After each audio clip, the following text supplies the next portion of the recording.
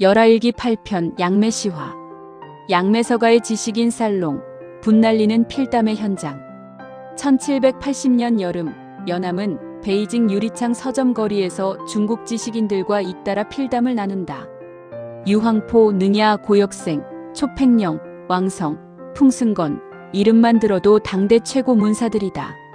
말이 통하지 않으니 붓으로 쓰고, 종이가 모자라면 손바닥에 쓰고, 취하면 취한 대로 휘갈겼다. 파리채를 휘두르며 손과 팔이 함께 바빴다는 표현에서 그 열기가 느껴진다. 문제는 필담 초고의 행방이었다. 이야기가 끝나면 중국 문인들이 너도 나도 기념품처럼 챙겨가는 바람에 귀국돼 남은 것이 열에 셋넷밖에 없었다. 게다가 남은 것도 술 취한 밤에 쓴 난초 같은 글씨라 해독하기 힘들었다. 연암은 이를 여산의 새벽 구름처럼 참모습을 찾기 어렵다고 표현했는데, 이 아쉬움 속에서도 당시의 기쁨을 인간의 이 기쁨이야말로 어느 때 잊을 수 있으리요라며 회상한다. 흥미로운 대목은 중국 시인들의 조선에 대한 오해다. 전방표라는 시인이 시에서 조선의 이리 꼬리로 만든 낭미필붓을 언급했는데, 연암은 코웃음 친다. 우리나라에는 애초에 이리가 없다. 어찌 그 꼬리로 붓을 만들겠는가. 소위 낭미필이란 사실 족제비 털로 만든 붓이었고, 그것도 조선산이 아니라 중국산 재료였다. 중국 문인들이 조선을 운치 있게 묘사하면서 정작 사실은 몰랐던 것이다. 접는 부채의 원조는 누구? 고려, 일본, 중국의 문화쟁 탈전. 연암의 기록 중에는 의외로 유쾌한 문화사 이야기가 많다. 부채 하나를 두고도 치열한 원조 논쟁이 펼쳐진다. 명나라 학자 풍시가의 기록에 따르면 접는 부채인 취두선은 영락연간에 처음 중국에 곡물로 들어왔다. 그런데 소동파의 기록을 보면 고려의 백송선은 표면 한자가 넘고 접으면 두 손가락 정도밖에 안 된다고 했다. 이탈리아 선교사 마테오 리치도 일본에서 이 부채를 선물로 받았다고 적었다. 정리하면 이렇다. 접는 부채의 원조는 일본, 고려가 일본에게 배웠고 중국은 고려에게 배웠다. 그런데 중국에서는 이것을 고려선이라 부르며 조선 종이에 기름을 먹여 서화를 그린 것을 진귀하게 여겼다. 원조를 따지고 보면 일본이지만 가장 세련되게 완성한 것은 고려였던 셈이다. 서양 악기 이야기도 재미있다.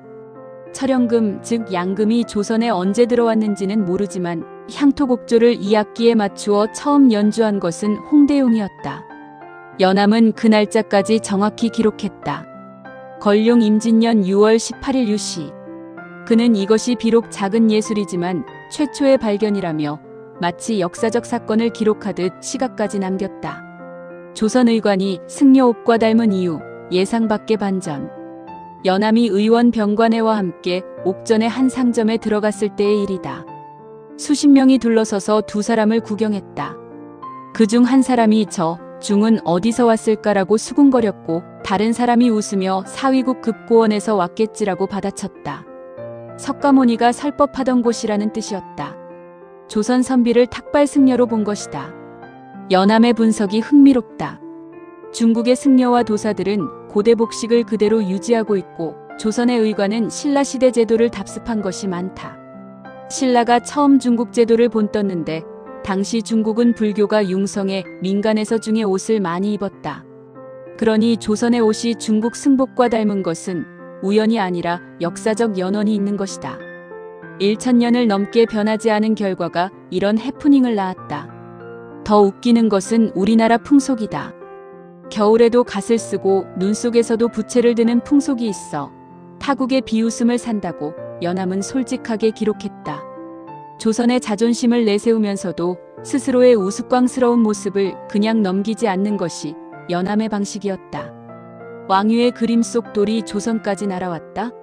황당무계한 이야기 해부. 동란서필에는 각종 흥미로운 기록들이 가득한데 그중 압권은 왕유의 그림 이야기다. 당나라 화가 왕유가 기왕을 위해 큰 돌 하나를 그렸다. 세월이 흐를수록 그림 속 돌의 정체가 돌았다. 그런데 어느 날 폭풍우가 몰아치더니 돌이 그림에서 사라지고 훗날 고려에서 사신이 와서 폭풍우 날 신숭산 위에 이상한 돌 하나가 날아와 떨어졌는데 왕유라는 글자가 박혀 있었다고 전했다는 것이다. 황제가 왕유의 필적을 가져다 비교하니 털끝 하나 다르지 않았다는 황당한 이야기다. 연암은 즉각 논리적으로 해부한다. 첫째, 고구려는 당 고종 때 망했으니 헌종 때 사신을 보낼 수 없다. 둘째, 왕씨 고려는 헌종보다 100여 년 뒤에 세워졌다. 셋째, 왕유는 헌종보다 100여 년 앞선 명왕 시절 사람이다. 연대가 전혀 맞지 않는다. 그러면서 그는 이는 필시 왕월의 식권 이야기를 희미하게 본떠 만든 이야기라고 단정짓는다. 중국의 황당한 이야기에 조선이 등장할 때 연암은 그냥 넘기는 법이 없었다.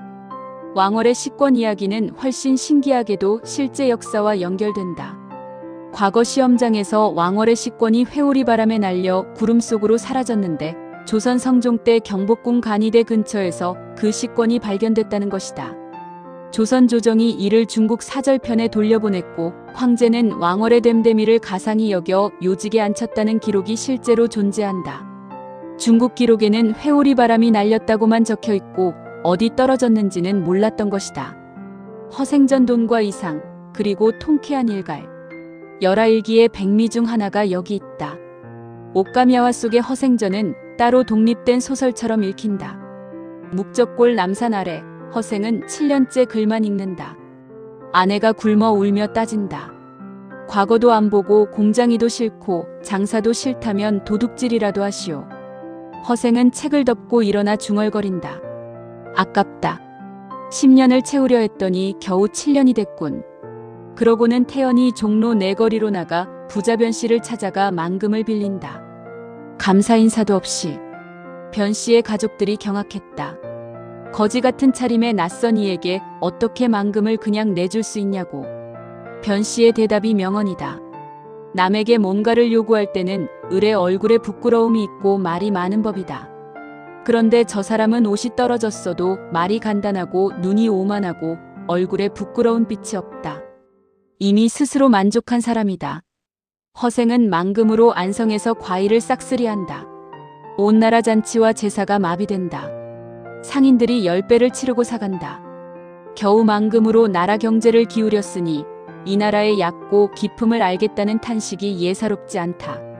이어 제주도에서 말총을 독점하니 망건값이 10배로 뛴다. 그 돈으로 변산의 도적 수천 명을 데리고 빈 섬으로 들어간다. 3년치 식량을 남기고 나머지 곡식을 일본 나가사키에 팔아 은 100만 냥을 번다. 문자를 만들고 새로운 나라를 세우려 했지만 섬이 너무 작았다. 미련 없이 나머지 배를 모두 불태우고 돌아온다.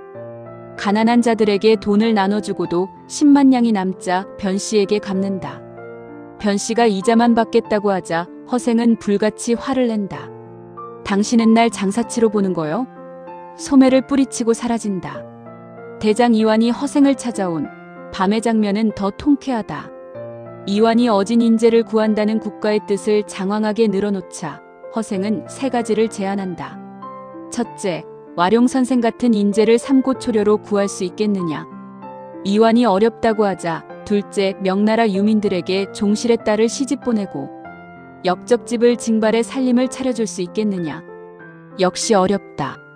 셋째, 조선 청년들에게 머리를 깎고 청나라 옷을 입혀 중국에 잠입시켜 정보를 수집하고 호걸들과 연대하면 복수할 수 있다. 이완이 사대부들이 머리를 깎겠냐고 하자 허생이 폭발한다. 이놈, 이족과 맥족의 땅에 태어나서 사대부라 뽐내다니. 흰옷만 입으니 상복이요. 머리를 송곳같이 찌는 것은 남만의 방망이 상투에 불과한데 무슨 예법이냐. 번호기는 원수 갚으려 머리 잘리는 것도 아끼지 않았고 무령왕은 나라를 강하게 하려 오랑캐 옷도 부끄럽지 않았거늘. 그러고는 칼을 찾아 이완을 찌르려 한다. 이완은 뒤창을 뛰어넘어 달아났다. 다음 날 다시 찾아갔지만 허생은 이미 떠나고 없었다. 홍순원의 기생구출기 인이가 임진왜란을 구했다. 옥감야화의 또 다른 보석은 역관 홍순원 이야기다. 만령 연간 홍순원이 베이징 기생집에 갔다가 천금을 요구하는 여인을 만났다. 나이 16세, 절세 미인이었다. 여인이 울며 고백했다. 천금을 부른 것은 모욕을 피하려는 것이었어요. 어떤 의기 있는 남자가 나타나 구해주기를 기다렸는데 닷새가 지나도록 아무도 없었어요. 알고 보니 호부시랑의 딸인데 아버지의 작물죄를 갚으려 자신을 팔았다는 것이다. 홍순원은 즉시 2,000냥을 치르고 그녀를 구해준 뒤 작별을 고했다. 이후 이 일을 까맣게 잊었다. 몇 년 뒤 다시 중국에 들어가니 길에서 사람들이 홍순원이 들어오냐고 수군거렸다. 베이징에 도착하니 병부상서 석성이 성대한 환영 행사를 베풀었다. 은장이시옵니까? 공의 따님이 아버지를 기다린 지 오래됐습니다. 구해준 여인이 석성의 후처가 되어 있었던 것이다. 그 여인은 비단을 짜면서 곳곳에 보은 두 글자를 수놓았다. 홍순원에게 산더미 같은 예물을 안겼다. 그리고 임진왜란이 터졌다. 석성이 병부에서 조선 파병을 강력하게 주장한 것은 그 인연 때문이었다. 한 역관의 의기가 나라를 구한 셈이다. 변승업의 50만 냥과 통큰 결단. 조선 최고의 갑부 역관 변승업 이야기도 흥미롭다. 중병이 들자 장부를 정산해보니 개인 대출로 쌓인 은이 50만 냥이었다. 아들이 이 기회에 그냥 회수를 끊자고 했다. 변승업이 크게 화를 냈다. 이건 서울한 만호의 명맥이다. 어찌 하루아침에 끊을 수 있느냐. 즉시 다 돌려보냈다. 그가 자손들에게 남긴 경계도 명언이다. 나라의 권세를 잡고 사사 이익을 꾀하는 자 치고 그 권세가 3대를 넘는 이가 없었다. 온 나라가 우리 집 거래를 표준으로 삼는 만큼 재산을 흩지 않으면 장차 재앙이 미친다. 그래서 변승업의 자손들은 모두 가난하게 살았다. 일부러 재산을 흩어버렸기 때문이다. 이 변씨 집안이 바로 허생이 만금을 빌리러 간 그 집안의 후손이다. 걸륭제의 위대한 역설, 명나라 충신에게 시호를 내리다. 동난서필의 마지막을 장식하는 것은 걸륭 40년의 놀라운 황제조서다. 청나라 황제 걸륭이 명나라 말년에 청에 맞서 싸우다 죽은 명나라 충신들에게 시호를 내리겠다는 칙령을 발표했다. 사가법, 유종주, 황도주 같은 인물들, 심지어 청나라 군대에 저항하다 들판에서 죽은 손승종, 노상승 등에게도 충렬을 표창하겠다는 것이다. 연암은 이 조서를 읽으며 복잡한 감정에 휩싸인다. 조서에는 사리호 전투 이야기까지 나온다. 청태조가 명의 20만 대군을 섬멸한 그 전투에서 죽은 명나라 장수들도 칼날을 두려워하지 않고 충성을 다한 태도는 적군이라도 가상하다고 칭찬했다. 연암이 진짜 분통을 터뜨리는 것은 따로 있었다. 사막사와 김상원의 이야기다. 청에 맞서 대의를 지킨 조선의 충신들은 이 조서 어디에도 없었다.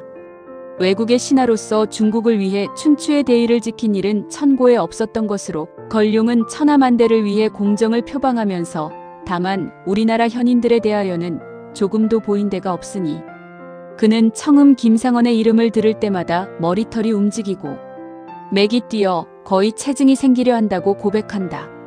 분하지만 입 밖으로 내지 못하는 그 말이 행간에 가득하다. 에필로그, 행제잡록의 냉철한 시선.